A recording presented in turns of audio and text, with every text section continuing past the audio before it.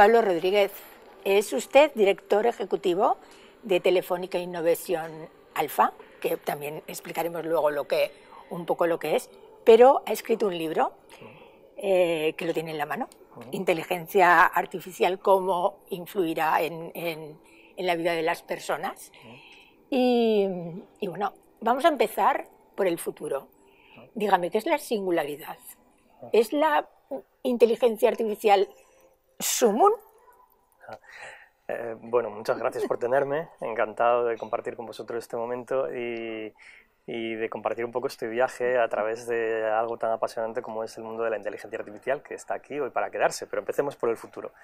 La singularidad es este momento en el que se dice que las máquinas van a pasar lo que se llama el test de Turing, y lo van a pasar en cualquier contexto. El test de Turing fue descrito por Alan Turing a finales de la Segunda Guerra Mundial, que se le adjudica a uno de los inventores de la inteligencia artificial, y él decía que una máquina pasará el test de Turing cuando un humano se siente enfrente de una máquina y le hable y no sepa reconocer que es una máquina.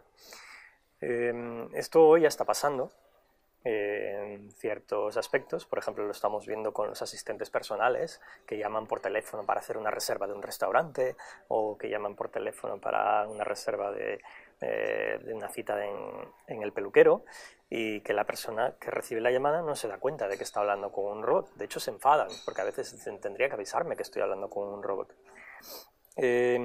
Pero esto es un aspecto un poco limitado todavía de lo que definimos inteligencia. Hay otros aspectos, como por ejemplo el sentido común, otro tipo de razonamientos que harán que las máquinas, cuando las desarrollen, pasarán el test de Turing más áreas. Y en este momento pasaremos lo que se llama la singularidad, y donde de alguna manera habremos dado a luz a una nueva especie. Usted nombra ciertas características de la inteligencia artificial que requeridas para precisamente ser considerada como una inteligencia superior. Sentido común, usted lo ha nombrado, planificación, analogía, razonamiento y entendimiento del lenguaje, y percepción. Cuando lleguemos a eso, ¿qué pasará con nuestra relación con las máquinas? Bueno, en este momento las máquinas son muy buenas en hacer un tipo de inteligencia, que es la percepción. Lo que hacen es aprenden mucho de datos, de lo que se nutren,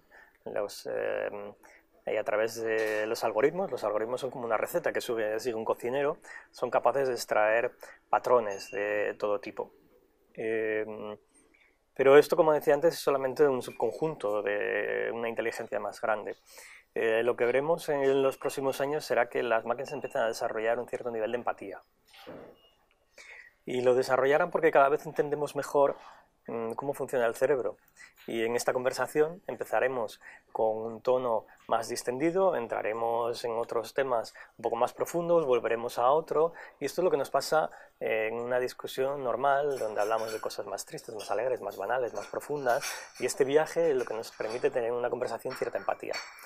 En este momento somos capaces de empezar a entender cómo el cerebro funciona, cómo está mapeando estas diferentes emociones en una conversación para hacerla más empática, y poder trasladar esto a un asistente personal que empieza a tener una relación más cálida con nosotros. La inteligencia artificial se convertirá en algo más cálida. Veremos que las relaciones ya no son tan transaccionales como las que podemos tener con una máquina de hazme esto, ejecútame esto, sino que nos acompañarán.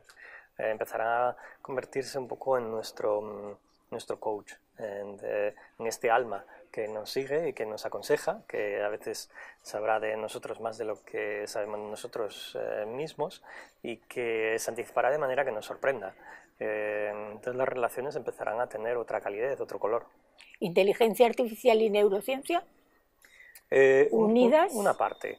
La inteligencia artificial se nutre de la neurociencia, porque de alguna manera la inteligencia más avanzada que conocemos en este momento en ciertos factores es la inteligencia humana, y entendiendo mejor la neurociencia somos capaces de avanzar en la inteligencia artificial. De hecho, uno de los grandes pasos que se ha hecho en los últimos años, en la última década, yo diría, de la inteligencia artificial es la aceleración a través de la neurociencia. La inteligencia artificial durante muchos años hizo avances en los años 70, los años 80, y después entró lo que se llamaba el invierno de la inteligencia artificial.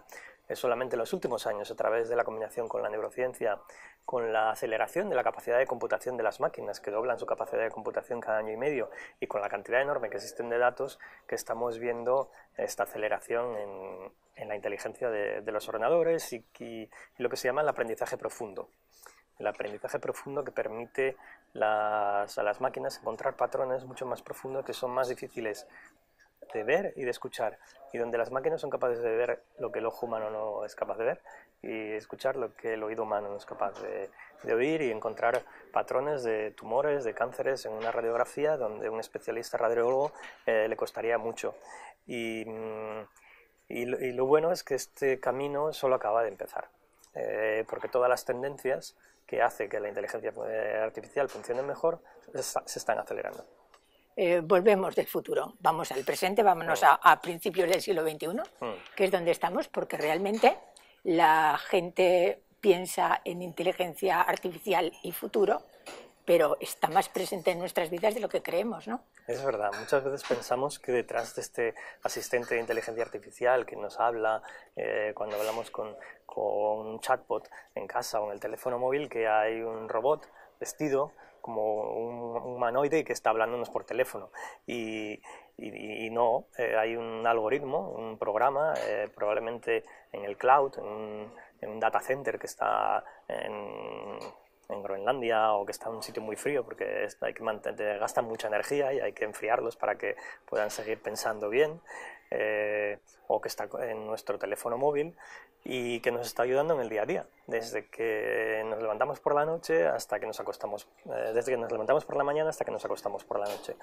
y nos ayuda, pues, por ejemplo, a cosas tan normales ya y cotidianas como cuando estamos intentando buscar algo por internet, que nos autocompleta la frase. Escribimos una palabra y nos completa, y se está intentando anticiparse a aquello que estás pensando.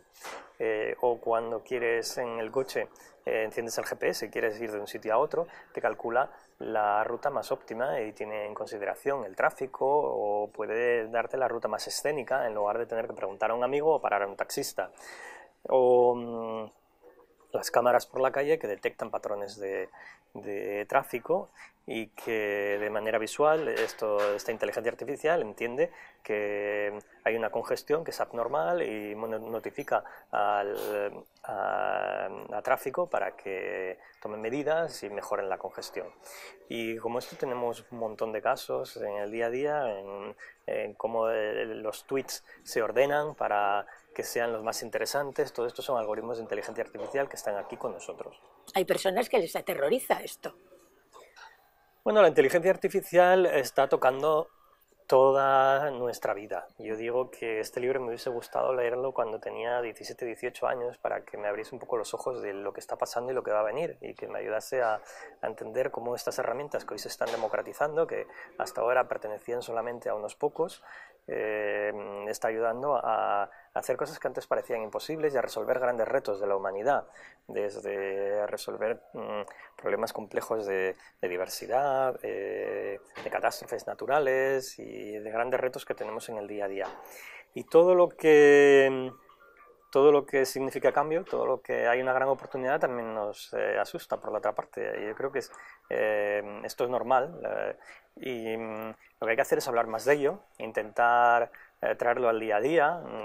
Muchas veces nos vamos al escenario último, en el que parece que la inteligencia artificial va a acabar con la especie humana, va a acabar con los trabajos, con la especie humana, y que deberíamos retrasar su avance. Al contrario, deberíamos acelerar su avance. Estamos todavía en una etapa muy, muy temprana, y la capacidad de articular lo que va a pasar con la inteligencia artificial está en la mano de los humanos. En este momento, la inteligencia artificial no tiene más que la capacidad del cerebro de un ratón.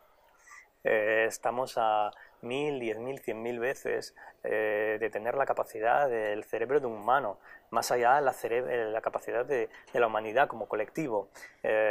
Si calculamos con la ley de Moore, que nos dice que la capacidad de computación avanza el doble cada año y medio, tendríamos que contar 30, 40 años para poder llegar a ese estadio. Yo creo que estamos todavía siglo de poder tener otro tipo de discusiones, y mientras tanto los problemas y las oportunidades están aquí y hoy son reales, están alrededor del mundo de los datos, por ejemplo, la protección de la privacidad. Ahí va mi pregunta ahora, porque es imposible entender el desarrollo de la inteligencia artificial sin los datos, sin el manejo de un volumen de datos y la recopilación de muchos datos. Y aquí es cuando se presenta un poco el conflicto, ¿no? El conflicto a las personas, es decir, ¿qué pasa con mis datos? Pero es evidente que es imposible desarrollar la inteligencia artificial sin datos, ¿no? Sí, no, voy a dar dos. A ver. Es verdad, la inteligencia artificial se nutre de tres cosas: se nutre de máquinas cada vez más potentes, se nutre de estos algoritmos que son capaces de extraer información y resolver problemas complejos, y se nutre de datos. La inteligencia artificial, como un niño pequeño, pues va aprendiendo de lo que lee, de lo que le enseñan, y va avanzando. Cuanto más datos tenga, más aprende, y cuanto mejores datos tenga, también mejor. Por eso no nos puede pasar como lo que pasó con este ejemplo de Microsoft, que sacaron un chatbot en Twitter que empezó a nutrir de una serie de redes sociales que eran extremistas, y a las 24 horas era pro Hitler y totalmente extremo, y tuvieron que apagarlo, ¿no? O sea que la inteligencia artificial se nutre de los datos que nosotros producimos. Cuanto mejores datos produzcamos, mejor.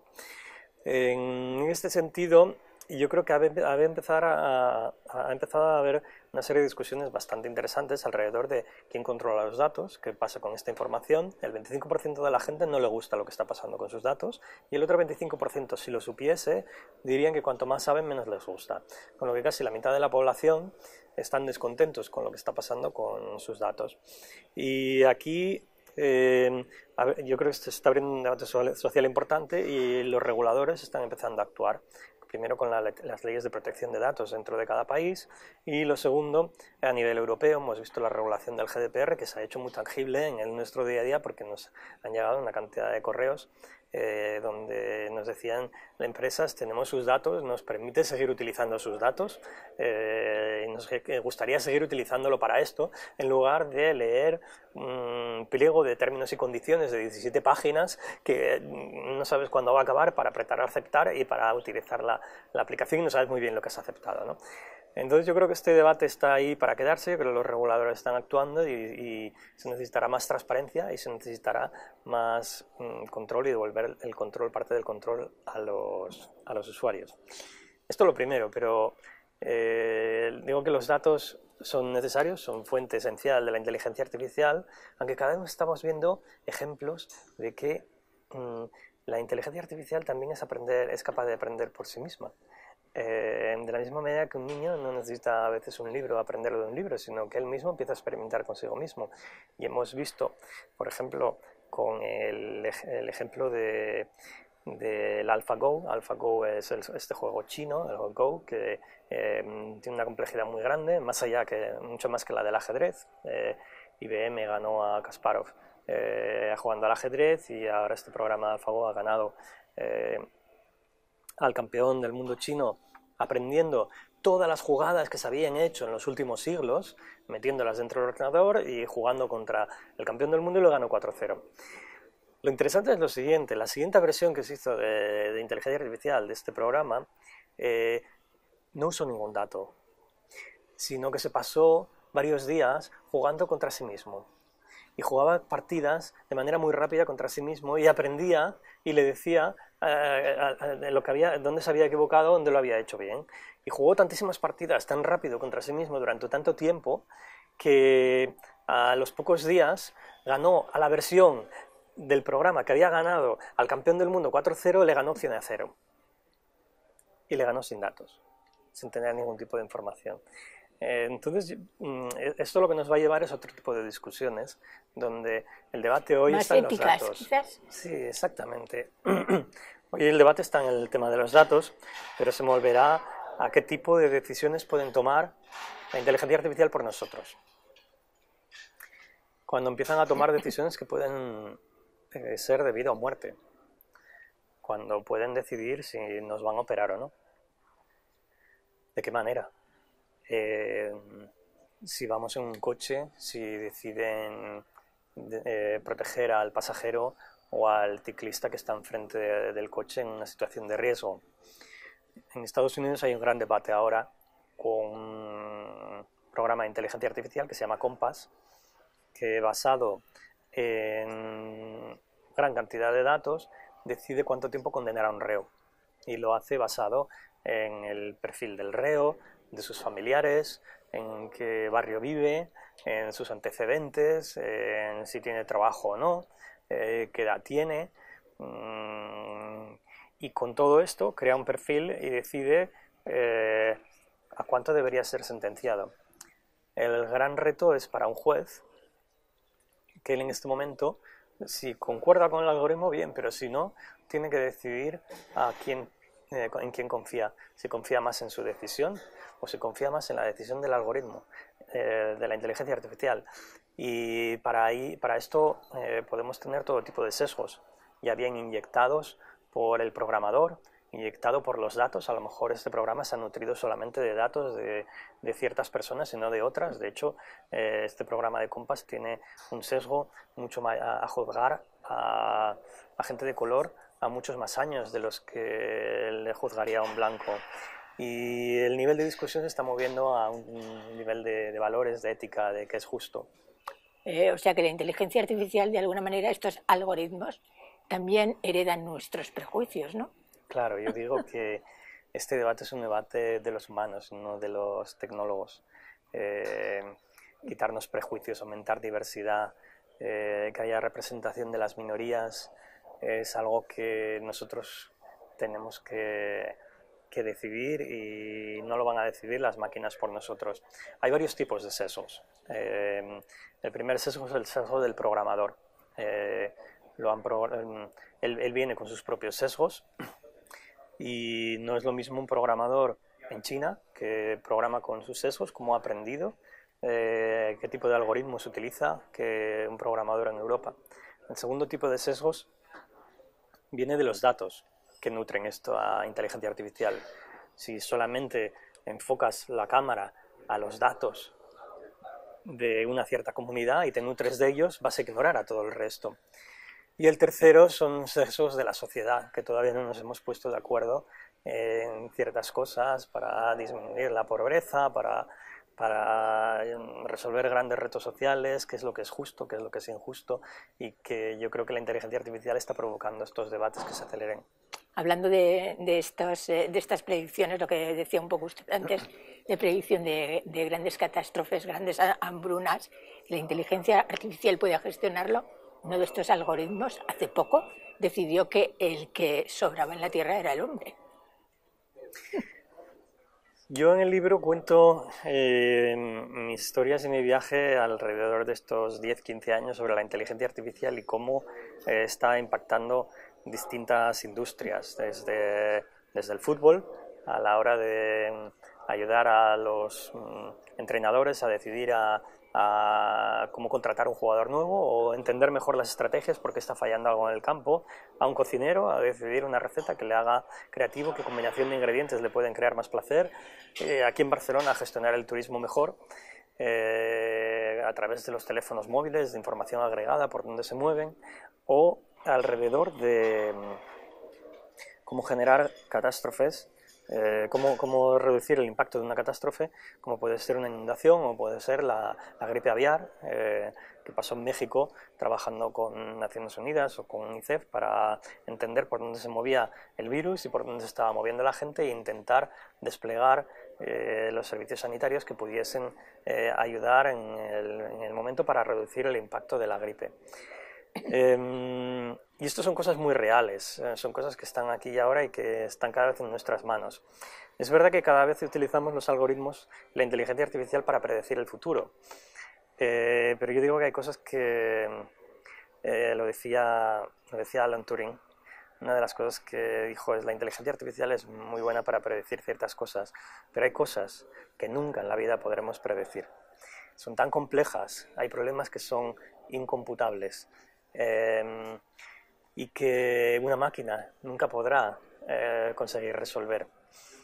El problema, y aquí estaba el caveat, es que nunca sabremos cuáles son. Simplemente tendremos que intentarlo y algunos no lo resolveremos nunca y otros lo resolveremos siempre. Y aquel que me acabas de contar de que el que sobra al humano es el humano del planeta me da de que cae en esta categoría de los que probablemente nunca seremos capaces de resolver y que simplemente tendremos que atravesar este viaje lo mejor que podamos y con todas las herramientas y sobre todo volviendo a recuperar un poco de nuestra humanidad. Vamos hacia un mundo fascinante, evidentemente. Dígame, ¿hay algo por lo que ahora mismo están luchando muchas empresas? Están en ellos, está IBM, está Microsoft, está estados, gobiernos emergentes, que es el procesador cuántico. Se dice que la primera empresa o el primer país que consiga sacar el procesador cuántico será el amo del mundo. Hablamos de procesar datos a una velocidad impensable. Esto está muy unido con la inteligencia artificial, ¿no? Sí, la inteligencia artificial va dando saltos, de la misma manera que va dando saltos la computación, ¿no?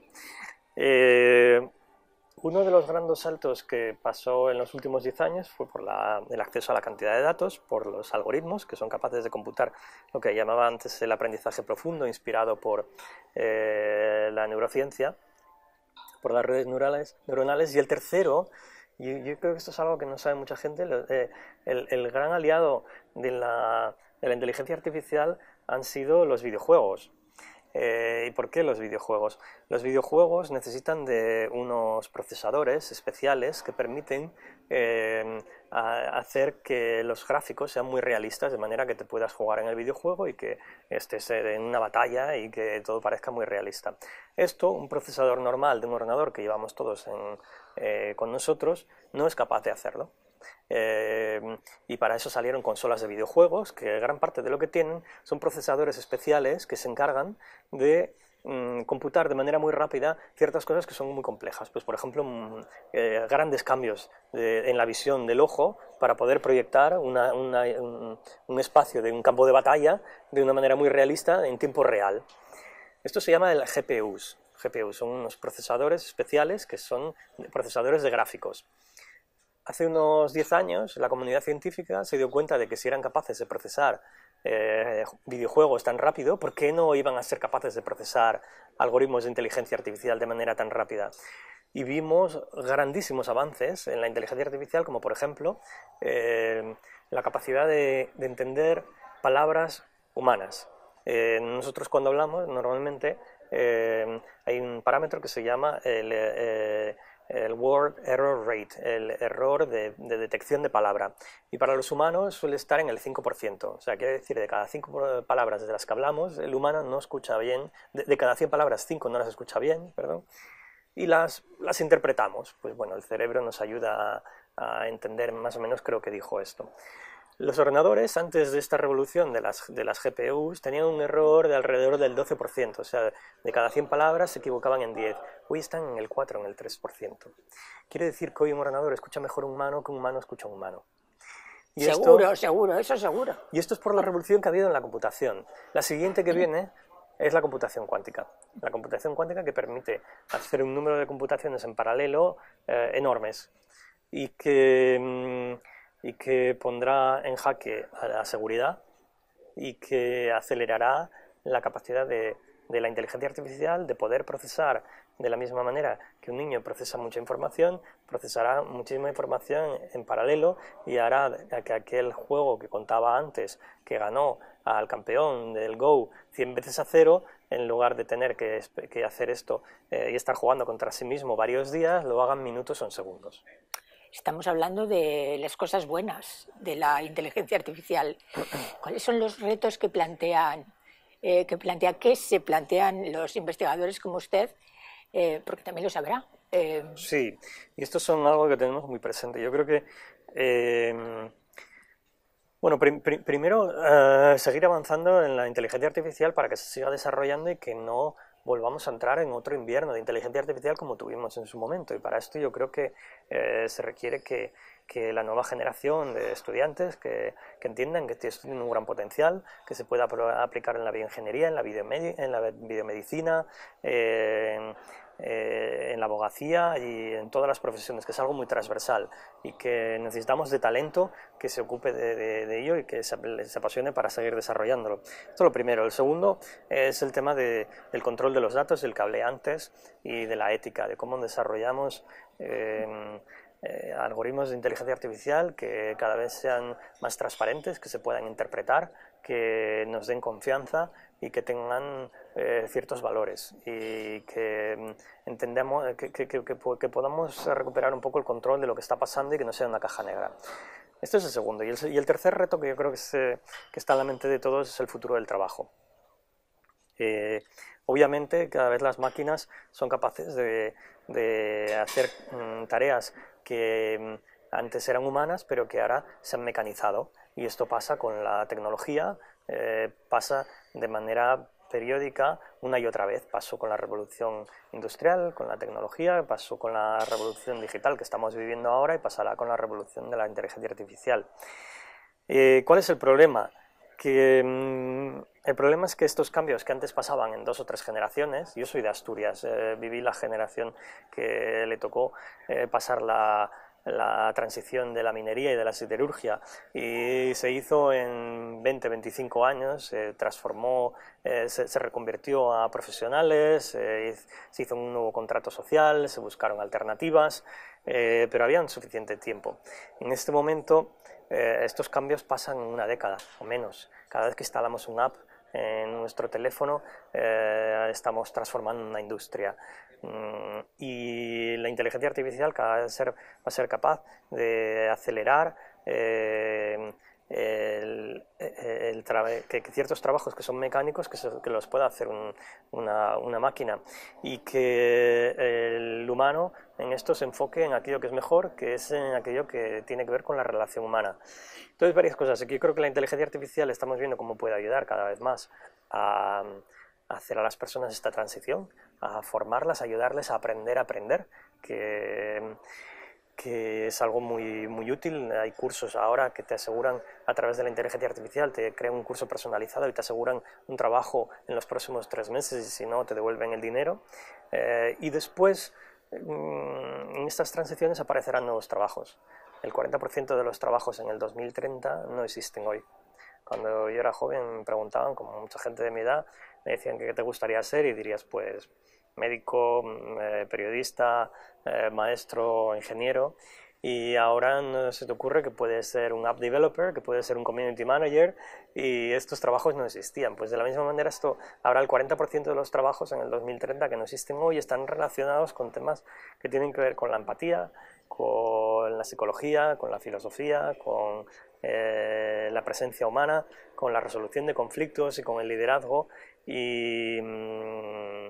Y esto es algo que está en nuestras manos, y creo que es algo que estamos esperando que hagan mucho los gobiernos, pero que desde la emprendeduría y desde la industria creo que se puede hacer más.